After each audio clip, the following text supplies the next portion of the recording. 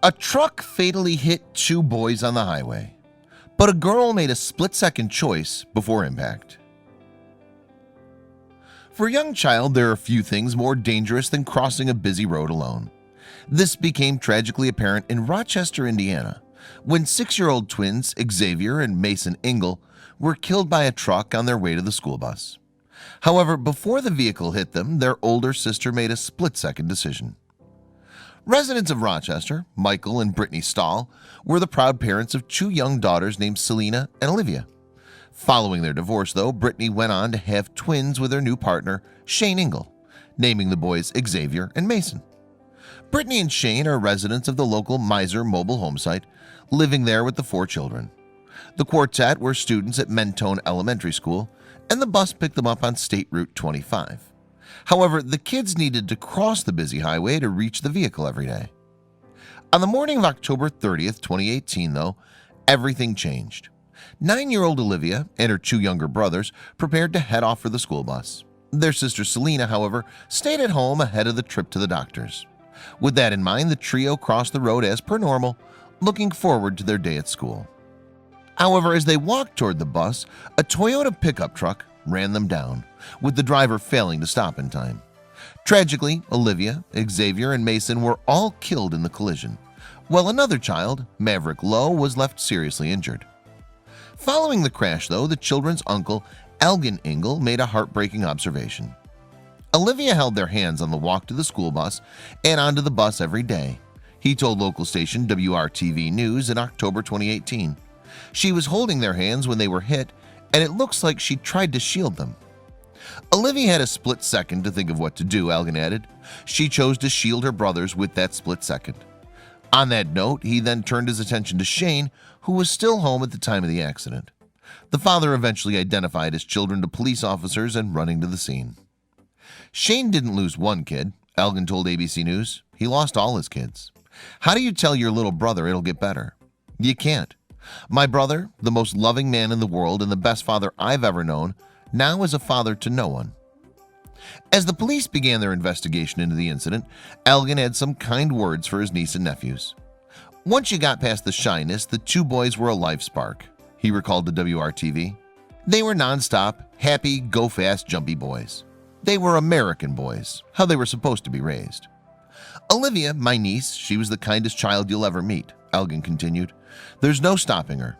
She sets a goal and she goes and gets it. She's helpful. She's attentive to other people's needs. She's what you want in a child. Meanwhile, it soon came to light that the residents living in the trailer park had raised the issue of the school bus route in the past.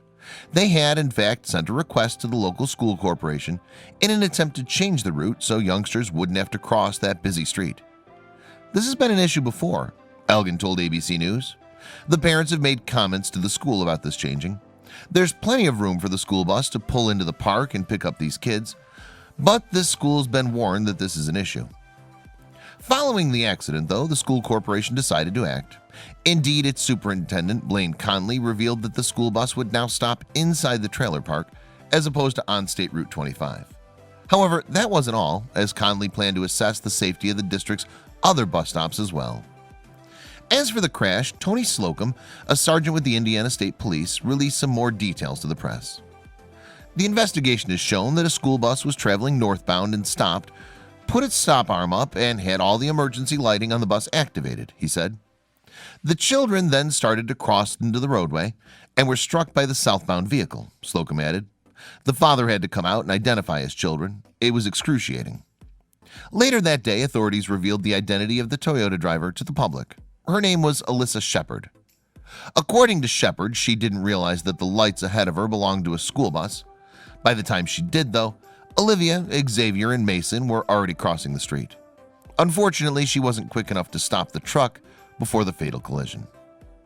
Authorities issued a warrant for Shepard's arrest. Her alleged crimes included 3 separate counts of reckless homicide, as well as disregarding a stop sign and causing injury. Arrested on the day of the accident, she was out on bail later that evening.